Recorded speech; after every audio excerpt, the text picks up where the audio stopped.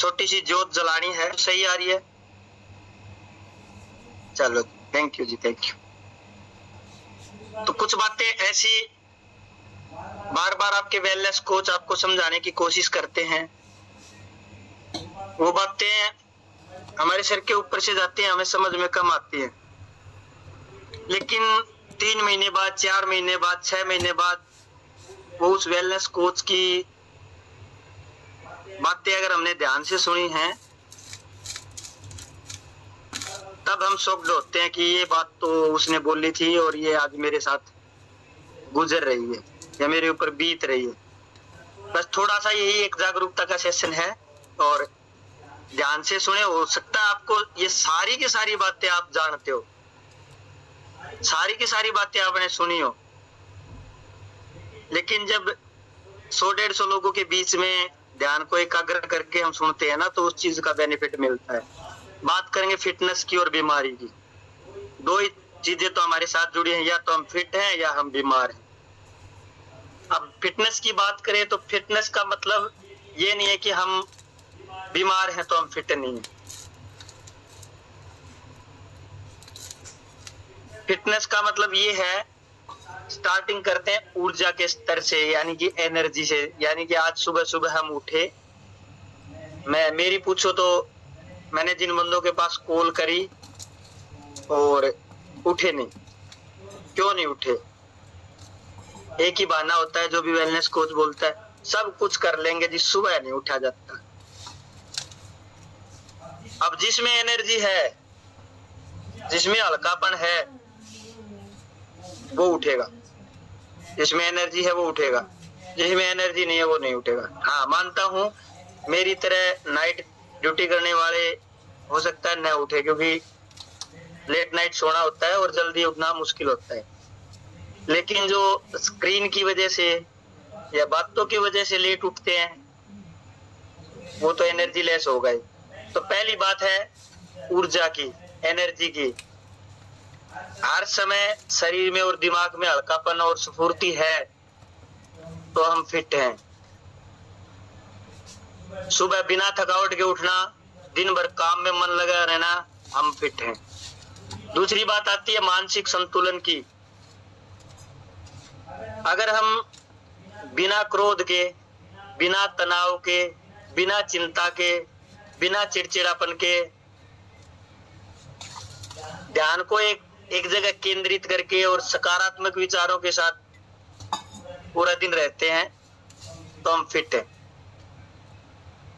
तीसरे नंबर पे आती है पाचन की, यानी कि अपने डाइजेशन सिस्टम की, या डाइजेशन पावर जिसको बोले।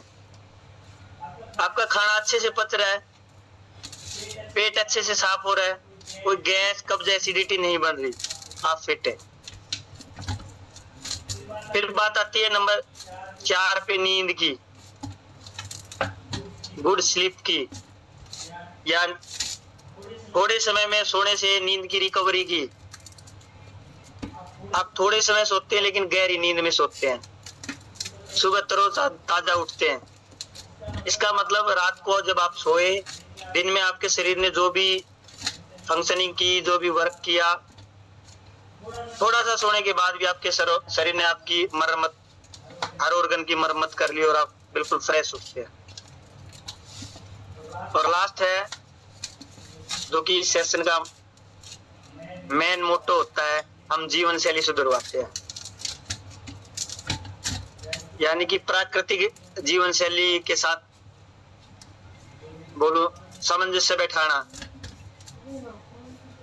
भाई दिनचर्या आपकी ठीक है, मौसम में आप एडजस्ट हो जाते हो, कैसा भी मौसम आता है आप मौसम के अनुसार आहार खाते हो, या शरीर के अंदर जो भी रासायनिक प्रक्रिया हो रही है बिल्कुल अच्छी तरह से हो रही है, उसमें कोई बाधा नहीं आती।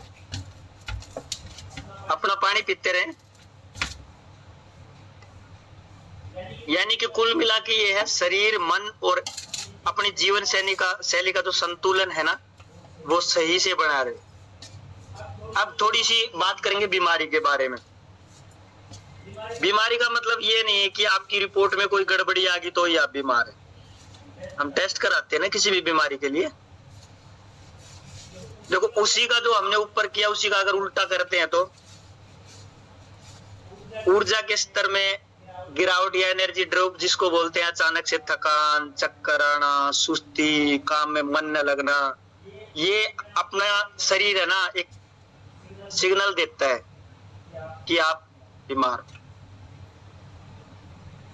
फिर दूसरी बात आती है, कुछ लक्षण होते हैं जिनको हम बीमार समझते हैं, जैसे कि हेडेक हो गया, जिसको सिर दर्द हो जाता है, या पेट में दर्द है, या पीठ में अकड़न है, या हमें नींद कम आती है, या हमें बार बार, जैसे अभी बच्चों का ऐसा मौसम आया, बार बार जुकाम हो जाता है, खांसी हो जाती है, या कोई भी मूड स्विंग की समस्या आती है, या कोई भी हमारे शरीर में इन्फेक्शन आ गया।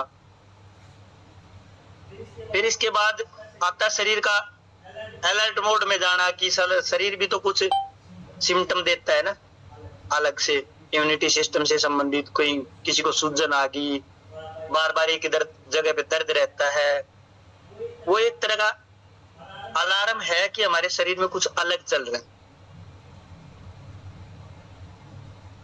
यानी कि बीमारी एक रिपोर्ट है, कोई भी सिम्टम आने से पहले हमारे शरीर में दिखना या महसूस होना। अब सब अपने आप को फिट मानते हैं, मैं कुछ नाम लेने वाला हूं अभी, वो अगर किसी ने उस चीज की कोई रिपोर्ट कराई हो ना, कि सर देखो HB की कराते हैं, ट्राइग्लिसराइड की कराते हैं, हार्मोन्स की कराते हैं, LFT कराते हैं, KFT कराते हैं, बहुत सारे लिपिड प्रोफाइल का कराते हैं ना सारे टेस्ट, उन्हीं से तो हमारी बीमारियों का ECG वगैरह करवाते हैं। पता चलता है ना कि मैंने ये टेस्ट कराया और इससे मेरे शरीर में ये डिफिशियंसी रिपोर्ट ने बताई। मैंने बोला रिपोर्ट ने बताई। अब थकान का कोई टेस्ट होता है क्या? किसी ने बताया क्या आपको कि थकान होती है, ये टेस्ट कराओ?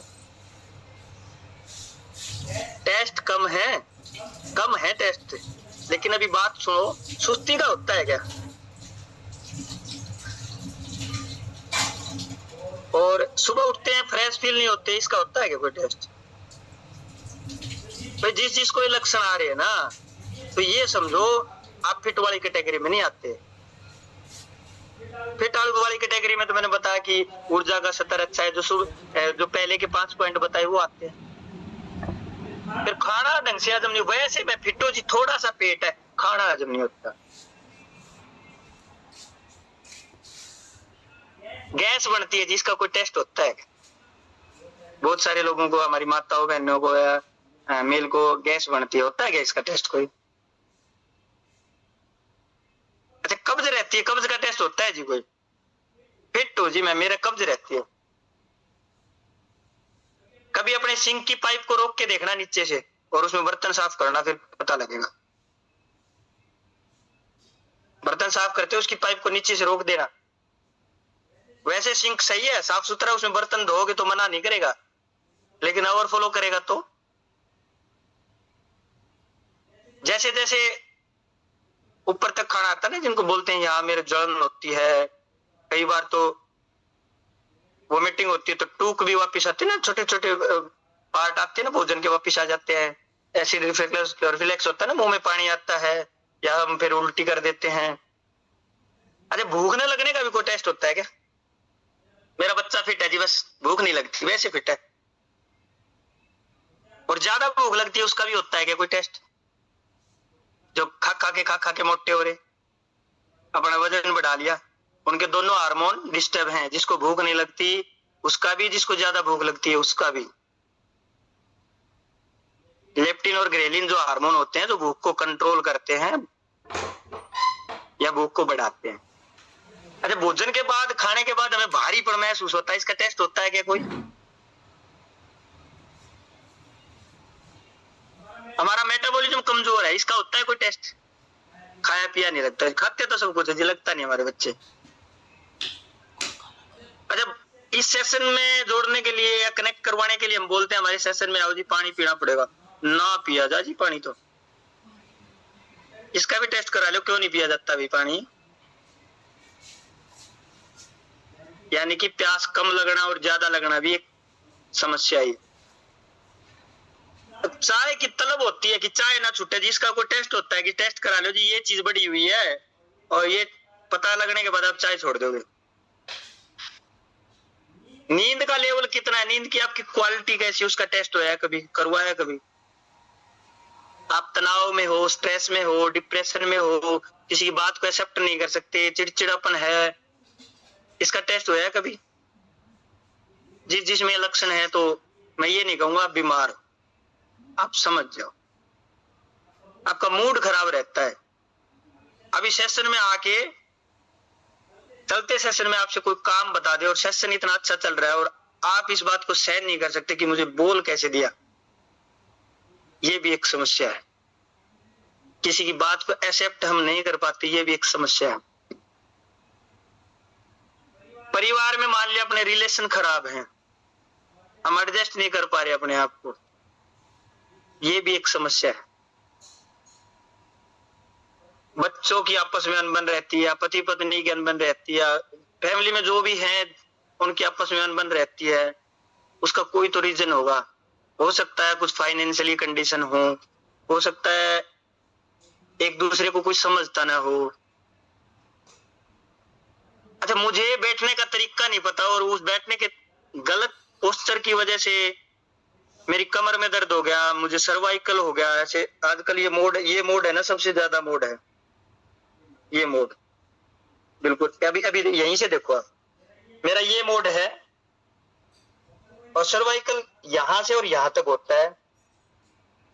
अब मेरे ये सर्वाइकल के जो 7 पॉइंट है, इनके बीच में ग्लूकोजामाइन है। अब मैंने दबा लिया तो इस साइड का है वो तो दब गया, पीछे वाला उठ गया। उसको पता लग गया ना कि तेरे को फुल्ला फुल्ला रहना है, और फुल्ला फुल्ला रहेगा तो जो यहां से जो ब्लड वेसल्स गुजरती है उन पे दबाव पड़ेगा नहीं पड़ेगा, और दबाव पड़ेगा तो वो अच्छे हार्मोन न्यूरॉन्स का या सिग्नलिंग का काम प्रॉपर नहीं होने देंगे। तो दिक्कत आएगी नहीं आएगी? आएगी, 100% आएगी। तो गलत पोस्चर में बैठना भी हमारे लिए हानिकारक होता है, खतरनाक होता है। और घर के काम करने में समस्या है, या कभी वो बोलते हैं अपने देसी भाषा में बोलते हैं, पुराने आदमी जानेंगे, रंग डबाया हो गया जी, उसका कोई टेस्ट होया क्या? बोलने की समस्या, उसका कोई टेस्ट होया क्या? कुछ भी अच्छा नहीं लगता, उसका कोई टेस्ट होया क्या? हमारे मन में बुरे विचार आते, कोई टेस्ट होया क्या? नहीं हुआ, कोई भी नहीं हुआ। अब थोड़ा सा मैं बताऊंगा कि कुछ बीमारियां ऐसी हैं उनका कितने दिन बाद पता चलता है, और फिर टॉपिक पे बात करेंगे।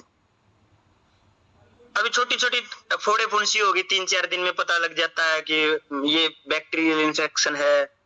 पेशाब में कोई समस्या है तो जिसको यूटीआई बोलते हैं, वो 2 से 5 दिन में पता चलता है, ये भी संक्रमण है एक तरह का। पानी की कमी है, सिर दर्द है, ये 2 से 3 दिन वाले कुछ है, मुंह में छाले हैं, गला खराब रहता है, आंख आगी, जैसे आंखों में कीड़ वगैरह आ जाती है ना, कि आंखों में कुछ दिक्कत आती है, पानी गिरता है, या नक्सीर वगैरह है, ये 1 दिन से 5 दिन तक के लक्षण है। और कुछ फिर है 15 से 6 महीने तक हमें पता नहीं लगता, या पता लगता है उन चीजों का बहुत सारी चीजें, जैसे कि पाइल्स है, इसके सिम्टम होते 1 से 3 महीने के अंदर। यानी कि कब्ज है, मसालेदार खाते हैं ना, तो उनको ये समस्या हो जाती है। यूरिक एसिड बढ़ गया, ये भी 6 महीने बाद तक पता चलता है कि प्रोटीन है, संतुलन है, या डाइजेशन खराब है। एलर्जी है, साइनस है, इसके भी 3 महीने बाद ही पता चलता है, डस्ट की, मौसम की वजह से, इम्यूनिटी की वजह से हो जाती है। कोलेस्ट्रॉल है, इसका भी 6 महीने बाद ही ज्यादातर पता चलता है। या मेल और फीमेल की जो भी समस्याएं होती हैं रिप्रोडक्टिव सिस्टम से जुड़ी, उनका भी इतने दिन बाद पता चलता है। हाइपर एसिडिटी या अल्सर है, उनका भी इतनी दिन बाद ही पता चलता है। और फिर एक बात आ गई कि बहुत सारे लोगों को कमजोरी या चक्कर आते हैं, उनके भी सिम्टम बहुत लेट पता चलते हैं। पानी पीते रहे अपना। बहुत सारी समस्याएं ऐसी हैं जिनका सालों बाद पता चलता है, 6 महीने से लेकर 2 साल, 4 साल, 5 साल, 10 साल तक भी हो सकते हैं। ब्रेन स्ट्रोक, लंबे समय तक हम तनाव में रहेंगे, या फिर कोई ब्लॉकेज है हमारे शरीर में, हाई बीपी है, स्ट्रेस में। फिर डिमेंशिया जिसको बोलते हैं, जिसमें ब्रेन के सेल्स वो डैमेज हो जाते हैं, बढ़ती उम्र के साथ साथ भी हो जाता है कि कुछ सुनने को तैयार ही नहीं है, इसका भी बहुत लंबे समय बाद पता चलता है। हड्डियां में हड्डियों में जैसे जैसे हम बूढ़े होते हैं ना, लंबी एज होती जाती है तो झुकाव आता है ना, इसका भी बहुत लंबे समय बाद पता चलता है। गलत बैठना है, कैल्शियम की कमी है, सर्वाइकल या लेबर पेन है, उसका भी बहुत लंबे बाद पता चलता है। अनफर्टिलिटी का भी बहुत लेट पता चलता है। तो थायराइड से संबंधित जो कैंसर है, ग्रंथि के अंदर जो कैंसर होता है, उसका भी बहुत लेट पता चलता है। या हमारे लंग्स से संबंधित जो बीमारी है, उसका भी बहुत लेट पता चलता है। जो लोग धूम्रपान करते हैं वो अपने आप को फिट मानते हैं, और जब समस्या होती है तो एकदम से ही मैं तो ठीक था जी। कुछ ऐसी हैं बच्चों से जुड़ी भी कुछ समस्याएं हैं, जिन जैसे कि पेट में कीड़े हैं, वो गंदी मिट्टी का सेवन करते हैं, उनकी ग्रोथ रुक जाती है। इनका भी 2 साल बाद पता चलता है। हड्डी उनकी मुड़ जाती है, उनके व्यवहार में असंतुलन आ जाता है, या बार बार उनको सर्दी जुकाम हो रहा है। कुल मिला के निचोड़ ये है इन ऊपर वाली बीमारियों का, 1-2 दिन में आने वाली बीमारी ज्यादातर है ना, इन्फेक्शन या किसी चीज का हमारे शरीर में रिएक्शन हो सकता है। 1 से 6 महीने में आने वाली लाइफस्टाइल से जुड़ी हुई समस्याएं हैं, जीवन शैली से संबंधित। और 6 से 20 साल वाली जो मैंने बताई, ये धीरे धीरे बढ़ती हैं और हमारे शरीर की एक आदत बढ़ जाती है, और एक भारी जो बड़ी बीमारी जिसको हम बोलते हैं वो आ जाती है, और हम उन्हीं को बीमारी मानते हैं। यानी कि टेस्ट में आया और डॉक्टर ने बताया और हमने माना कि मेरा कोलेस्ट्रॉल आ गया, मुझे थायराइड आ गया, मुझे किडनी में दिक्कत है, मुझे लंग्स में दिक्कत है, मुझे हार्ट में दिक्कत है, या कोई भी आर्टरी कैपिलरी वेन से संबंधित कोई दिक्कत है, या बोन से संबंधित कोई दिक्कत है, घुटनों में गैप का कोई एक्सरे होता तभी पता चलता ना। तो अब थोड़ा सा चेंज मोड में आते हैं, वापस वहीं आते हैं जो स्टार्टिंग में जल्दी जल्दी बताया था। अपने पास टाइम 32 मिनट है और 32 मिनट में कवर करने की कोशिश करेंगे। पानी पीते रहें। पहली बात करी थी हमने ऊर्जा के स्तर की। इसका टेस्ट हम करवाते हैं तो मान लिया रिपोर्ट में तो आ जाएगा कि आपका HB कम है, हीमोग्लोबिन कम है, या आपको BP है या शुगर है, रिपोर्ट में तो आ जाएगा। लेकिन आपकी थकावट, जल्दी थकते नहीं आएगा। दिन भर आप सुस्ती में रहते हैं, नहीं आएगा। सुबह आप फ्रेश फील नहीं करते, नहीं आएगा। ये चीजें रिपोर्ट में नहीं आती। कमजोर ऊर्जा स्तर का मतलब है, सीधी सी बात है, आपके शरीर के अंदर कुछ गड़बड़ है, या फिर कोई ना कोई पोषण की कमी है। ये बात माननी पड़ेगी, ये बात 100% सत्य है। दूसरी बात आती है पाचन की या अपच की, या डाइजेशन फायर जिसको बोलते हैं। आपकी रिपोर्ट में तो लीवर में समस्या मिल जाएगी, या हो सकता है रिपोर्ट में समस्या न मिले, किडनी की रिपोर्ट में भी न मिले, लेकिन आपको खाना नहीं हजम हो रहा तो समस्या है। बार बार गैस बन रही है तो भी समस्या है। एसिडिटी, कब्ज बढ़ रही है तो भी समस्या है। भूख ठीक से नहीं लगती तो भी समस्या है। भोजन खाने के बाद भाई बहुत बात करते हैं, भोजन खाने के बाद मैं तो 2 घंटे सोती हूँ जी, फ्रेश हो जाती हूँ बिल्कुल सोते ही, या मैं सोता हूँ। खाना खाते ही सोने की आदत है मेरी, मुझे भारीपन महसूस होता है तो भी समस्या है। तो ये आपकी जो बोलते हैं ना कि शरीर में अग्नि जलती है, तो आपकी अग्नि कमजोर है, यानी कि मेटाबॉलिज्म आपका डाउन है। ये रिपोर्ट में नहीं आता, लेकिन ये बीमारी की एक जड़ है, 2% जड़ है ये बीमारी की। आप मानो ना मानो, हर तरह से इन चीजों का हमारे शरीर के साथ अलग तरह का एक जुड़ाव है। देखो, पोषण की कमी होगी तो क्या, पोषण की कमी क्या है? शरीर को विटामिन की जरूरत है, प्रोटीन की जरूरत है, आयरन की जरूरत है। नींद की कमी है तो क्या है? 6 से 8 घंटे नींद लेनी जरूरी है। मानसिक तनाव है तो क्या है? चिंता, ओवर थिंकिंग या थकान को बढ़ाता है कि नहीं बढ़ाता है? जीवन शैली की अगर बात करें, अनियमित जीवन शैली में क्या क्या आ सकता है? गलत खान पान करते हैं हम, देर तक सोते हैं, या हम एक्सरसाइज नहीं करते। अब बहुत सारे पार्टिसिपेट इसमें जुड़े होते हैं, हार्मोन अनबैलेंस है, हमारी माताएं बहनें जो भी हैं उनको थायराइड की दिक्कत हो सकती है, PCOD की दिक्कत हो सकती है, कार्टिसोल हार्मोन असंतुलित है वो दिक्कत हो सकती है, डोपामाइन, सेरोटोनिन का उत्पादन नहीं होता, यानी कि उनको खुशी महसूस नहीं होती।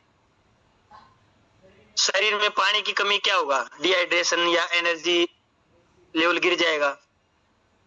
अब ये सिम्टम क्या हमें बता क्या रहे हैं, हमें यही बता रहे हैं ना कि हम बीमार हैं, हमें दिक्कत है। अब दूसरी बात करें कि चिड़चिड़ापन और गुस्से की या मूड स्विंग की बात करें तो उनके क्या क्या कारण हो सकते हैं। मान लिया कि किसी हमारी माता बहन को थायराइड है, हार्मोनल बदलाव तो आएंगे ही, उनमें चिड़चिड़ापन आएगा। या जिन हमारी माता बहनों को एक टाइम के बाद पीरियड बंद होते हैं तो हार्मोन चेंज होते हैं, मोनोपोज जिसको बोलते हैं, तो उस टाइम भी मूड स्विंग होता है। नींद की कमी भी उस टाइम हो जाती है, बेचैनी भी रहती है, थकावट भी ज्यादा रहती है। या जो हमारी माताएं बहनें ऑफिशियल वर्क करते हैं, वहां भी एक संतुलन बनाना मुश्किल हो जाता है।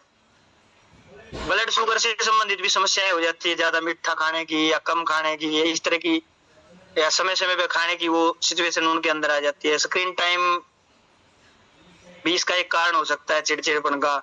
मोबाइल देखते रहो, हमारे दिमाग को एडिक्शन लग जाती है कि मोबाइल नहीं देखो जब तक मन नहीं लगता, तो उस टाइम भी तो हमारा दिमाग थकता है ना। दिमाग थकता है तो क्या होगा, चिड़चिड़ापन आएगा। उसके बाद हमारी जो भावनाएं होती हैं किसी भी चीज के प्रति, यस, आपसी संबंधों के, आपसी रिलेशन के प्रति, उनमें भी तो गड़बड़ आएगी ना। चिड़चिड़ापन है या मूड स्विंग है तो देखो इसके लक्षण क्या हो सकते हैं। भाई छोटी छोटी बातों में गुस्सा आता है किसी को भी, या हमारी कई सारी फीमेल पार्टिसिपेंट ऐसी भावुक होती हैं कि थोड़ा सा कोई भी बोलता है तो उनको आंसू आ जाते हैं, रोना आ जाता है, जुबान नहीं निकलेगी उनकी। या किसी से बात न करना या हमेशा चुप रहना। बहुत सारे रिजल्ट ऐसे शेयर हुए इस सेशन में कि मेरा तो मन ही नहीं करता था किसी बात करने का, खुशी नहीं होती थी, मतलब नहीं चाहती थी मैं किसी से बात करूं या कोई मेरे से बात करे। एक समय खुश रहना, एक समय बिल्कुल मूड खराब रहना, उदास रहना, पता ही नहीं लगता। वो मूड स्विंग के या चिड़चिड़ापन के लक्षण है। कईयों को बोलते ही चिढ़ लग जाती है कि मेरे को बोलना कैसे, क्यों बोला। या बार बार परिवार में अपने ही बच्चों पे गुस्सा दिखाना, या परिवार के किसी भी सदस्य को बोलते ही उसको अच्छे से बिहेव नहीं करना, ऊंची आवाज में बात करना, इस तरह के ये सिम्टम हैं।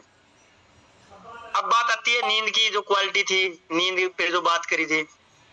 नींद नहीं है तो ऊर्जा नहीं है, नींद नहीं है तो हमारे शरीर में एनर्जी नहीं है, और एनर्जी नहीं है तो कोई जीवन भी नहीं है। जिसमें एनर्जी नहीं है वो समझ सकते हैं जीवन कैसा नीरस है, उठा नहीं जाता, बैठा नहीं जाता, चला नहीं जाता, कोई भी काम नहीं करा जाता। इसके कारण वही बहुत सारे कारण मिले जुले हैं। इसमें भी मोबाइल स्क्रीन हो सकती है, या उसका टाइम पीरियड कितना वो हो सकती है, तनाव हो सकता है, या ज्यादा एडिक्टेड कोई भी चीजें लेते हैं, जैसे हम कोई चीनी लेते हैं, कोई अल्कोहल का सेवन करता है, या गलत दिनचर्या हो सकती है, या बहुत सारे घरों में ना बहुत तेज लाइट को रखते हैं लोग, उस लाइट की वजह से भी ब्रेन को सिग्नल ही नहीं मिलता। देखो आंखें सिग्नल देती है ना कि भाई अंधेरा हो गया, आप सो जाओ। खुली आंखों से कौन कौन सोया, कोई सोया है क्या? कोई नहीं सोया होगा। तो अगर हमारे घर में तेज रोशनी है तो हमारी आंखें यही कहेंगे अभी दिन है भाई, आंखों को पता ही नहीं लगेगा कि रात है। आंखों को तो तब पता चलता है या तो हम कम रोशनी रखते हैं घर में, या हम थोड़ी देर आंखें बंद करके रिलैक्स मोड में जाते हैं ना। बोले ना सोने की कोशिश करो। सोने की कोशिश में क्या करते हैं हम, कई बार बच्चों की भी जबरदस्ती आंख बंद करवा देते हैं, बंद कर ले।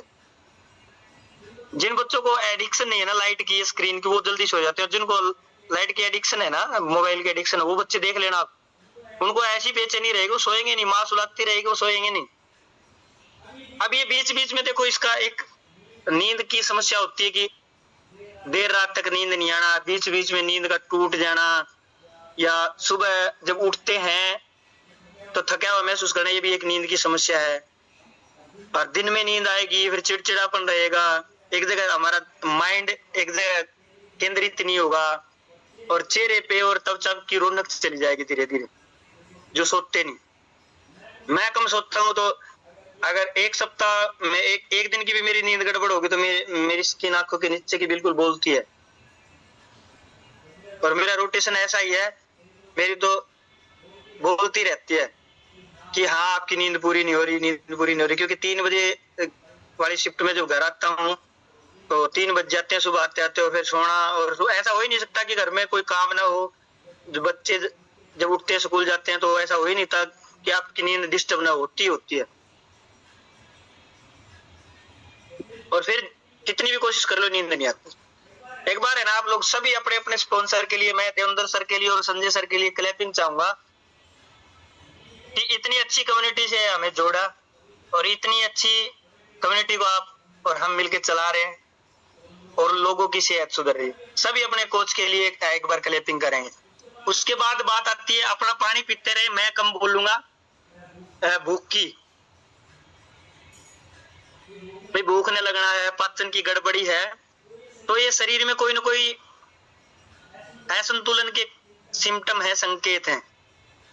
आपकी भूख सामान्य नहीं रहती, या आप खाना खाने के बाद वही भारीपन, गैस या अम्लता जिसको एसिडिटी बोलते हैं, ये समस्या बनी रहती है, तो आपका पाचन तंत्र खराब है।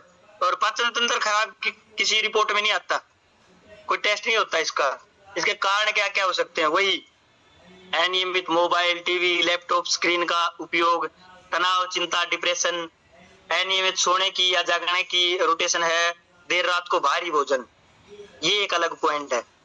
देर रात को हम हैवी खाते हैं ना, ज्यादा खा लेते हैं, और फिर बहुत देर तक, घंटों तक मरोड़े मारते रहते हैं, एक बार उस करवट बदल के, एक बार उस करवट बदल के, नींद नहीं आती। या फिर रात को जो अभी अफ्रेश को रात को क्यों मना करते हैं कि रात को अफ्रेश नहीं लें, उसमें एनर्जी, और रात को सोने के समय एनर्जी आ गई तो फिर सोएगा कौन? या शरीर में ये पॉइंट नोट कर सकते हो, अगर शरीर में मैग्नीशियम की कमी है ना,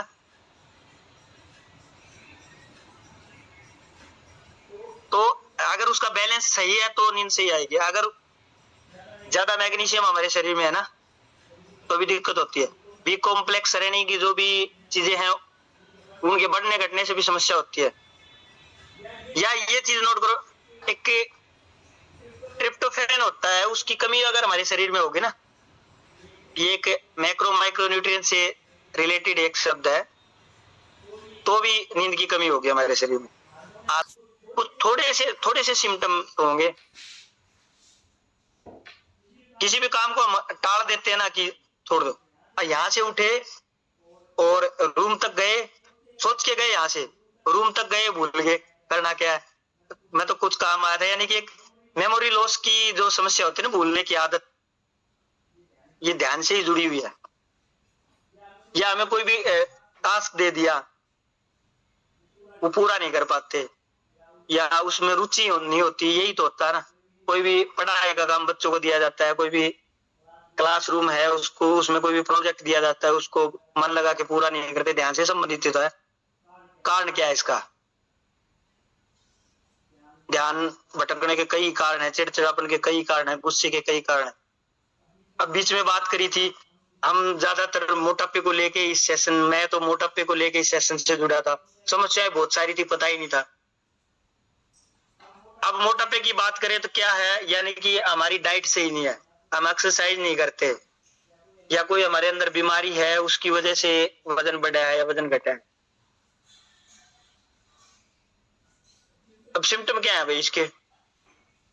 या तो कपड़े टाइट लगेंगे, हर महीने नए कपड़े सिलवाओ, नए सूट सिलवाओ, टाइट होते जा रहे मोटापे की वजह से, या फिर ढीले होते जा रहे हैं, तो भी तो समस्या है ना।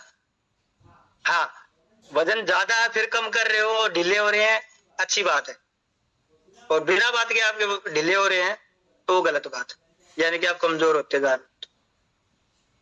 इसके संभावित कारण क्या है? वही हमारी माताओं बहनों, वही हार्मोन से जुड़े हुए हैं, तनाव से जुड़े हुए हैं, मानसिक थकावट है, नींद की कमी है, या भूख प्यास का जो अपना कॉम्बिनेशन है वो गड़बड़ है, डाइजेशन सिस्टम हमारा खराब है, या कईयों को डायबिटीज हो सकती है, इंसुलिन प्रोडक्शन की जो मात्रा होती है वो कम होती है, या कोई भी, हम ज्यादातर देखो ये कोई नहीं बताएगा।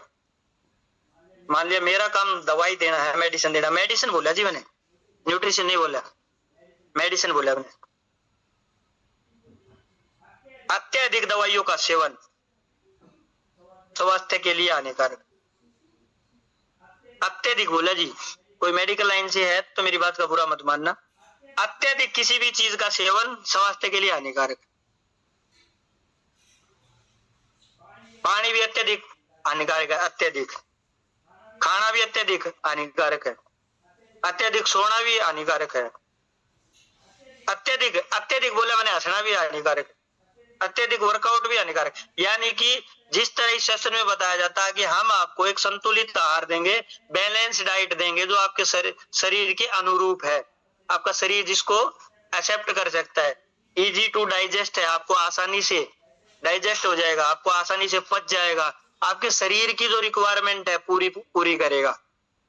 यानी कि आपके हर सेल्स को जिस चीज की भी जरूरत है, हर अंग को जिसकी भी जरूरत है वो पूरा करेगा।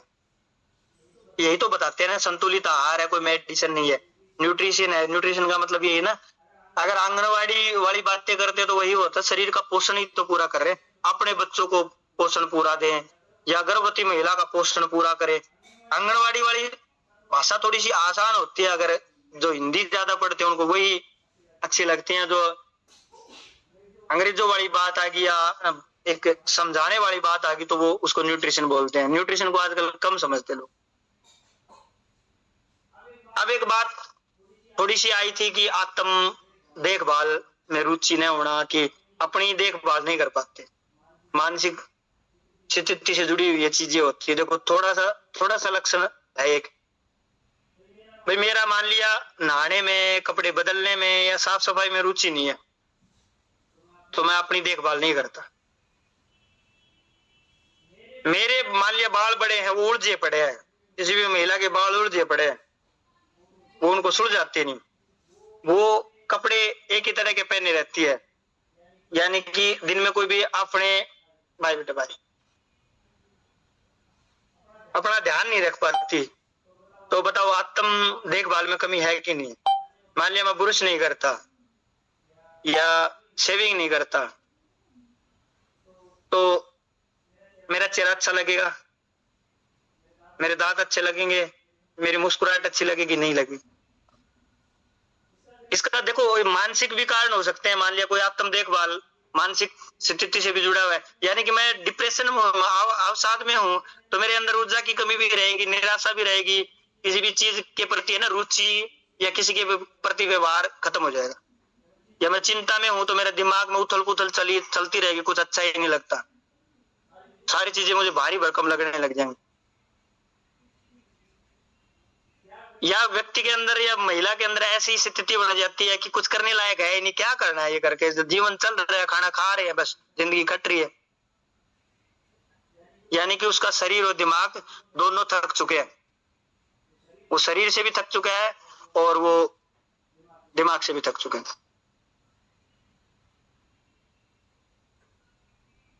या देखो पहले बहुत सजते संवरते थे, आज नहीं सजते संवरते, इसका क्या सिम्टम है, ये क्या क्या कह रहा है, तो दिमाग और शरीर थका हुआ ना। साफ सफाई हम किसी भी तरह के, मान लिया मैं सारा कोशिश करता हूँ कपड़े ठीक पहन लूं, लेकिन मेरे मोजे ठीक नहीं है, मेरी पैंट ठीक नहीं है, मेरे नाखून ठीक नहीं है, पता लग जाएगा। हम किसी के घर में भी जाते हैं तो उस घर में कपड़े कैसे रखे हैं, बर्तन कैसे रखे हैं, चारपाई कैसे रखी है या सोफे कैसे रखे हैं, उनके कवर कैसे रखे, पता लग जाता है। अब थोड़ा सा बात करेंगे डिप्रेशन वाली जो चीजें हैं। अभी किसी के प्रति कोई सहानुभूति नहीं दिखाता, कोई भी डांट मार देता। कोई अच्छा टीचर वो बच्चे को देखो कितना प्यार से बेला फुसला के छोटी छोटी मीठी मीठी बात करके उसको कन्विंस करता है बच्चे को कि बेटा काम करके लेके आओ, अच्छे से काम करो, नंबर नहीं आएंगे तो आपके सपने कैसे पूरे होंगे। समझाते नहीं समझाते टीचर। तो इस सेशन में आपके वेलनेस कोच, जो भी आपका वेलनेस कोच है, कितने अच्छे से आपको समझाने की कोशिश करता है और फिर भी हमें समझ में नहीं आता वो किसके लिए करता है वेलनेस कोच। न्यूट्रिशन तो आप लोगों ने ले लिया या मैंने ले लिया, हो सकता है हर बंदा तो हर स्टूडेंट तो फर्स्ट डिवीजन नहीं लेके आता ना, एक क्लास में 2 ले आते हैं, 3 ले आते हैं, बाकी भी तो है, वो सब्र करते हैं ना, नेक्स्ट टाइम कोशिश करते हैं। तो किसी का रिजल्ट रुक भी जाता है तो हाइपर होने की जरूरत नहीं है, रिजल्ट सबके आते हैं, किसी का देरी से, किसी का जल्दी। अब result body to body depend करते हैं। क्यों करते हैं भाई? मेरा नाम जगदीश जी है, मेरे सामने राकेश जी बैठे, इनका तो नाम में ही डिफरेंस हो गया, ये राकेश जी है या राजेश जी है या सज्जन सर है, नाम में ही डिफरेंस होगा, तो रिजल्ट में तो होगा ही होगा। एज का भी डिफरेंस होगा, नींद का भी डिफरेंस होगा, घर के माहौल का भी डिफरेंस होगा। मैं रहता हूँ जमीन पे, जमीन वाले फ्लोर पे गांव में, और कोई रहता है 6ठी मंजिल पे, एनवायरमेंट का भी फर्क हो गया। मेरा कनेक्शन नीचे रहता हूं तो धरती के साथ, मिट्टी के साथ हो गया, फ्लैट वालों का कम होता है, तो फ्लैट में रहते हो बुरा न माने, मैं एक उदाहरण दे रहा हूं। सोचने का भी अलग अलग नजरिया है, पानी पीने का भी अलग अलग नजरिया है, हर बंदे में दिनचर्या भी अलग अलग है, कोई खेती का काम करता है, कोई ऑफिस का काम करता है, कोई फील्ड का काम करता है, किसी का बैठने का तरीका अलग है, किसी का खाने का अलग है। बहुत सारे लोगों को कुछ अलग चीज से एलर्जी होती है, बहुत सारे लोगों को कुछ अलग चीज पसंद होती है, तो रिजल्ट सेम कैसे आएंगे? उम्र का फर्क है, किसी भी चीज को सोचने का। मैंने सोच लिया ये मैं खाऊंगी चाहे जहर है तो मुझे रिजल्ट आएगा, अगर मेरा माइंड पॉजिटिव होगा। अब देखो कोई भी सुसाइड करता है, वो जहर को कितनी आसानी से खा लेता है, माइंड सेट हो गया उसको कि सुसाइड करना। जहर कितना खतरनाक है उस तरफ ध्यान नहीं जाता। तो इस न्यूट्रिशन से ऊपर है। मैं तो उस एक शब्द सुन रहा था मैंने गुड़गांव मीटिंग में, सर आए थे, उन्होंने बताया था कि मैं तो इसको कलयुग का अमृत बोलूंगा। तो ये न्यूट्रिशन तो मेरी नजर में भी कलयुग का अमृत ही है, जो सुबह सुबह इतनी एनर्जी के साथ हम उठते हैं, सेशन में आते हैं, नॉलेज देते हैं। तो बातें तो और भी हैं, लेकिन एक बार फिर से मेरे स्पॉन्सर देवेंद्र सांगवान जी के लिए, संजय सांगवान जी के लिए और मार्क सर के लिए क्लैपिंग चाहूंगा, और जितने भी सीनियर वेलनेस कोच है सबके लिए थैंक यू भी बोलूंगा और क्लैपिंग भी चाहूंगा। आप सबका थैंक यू सर।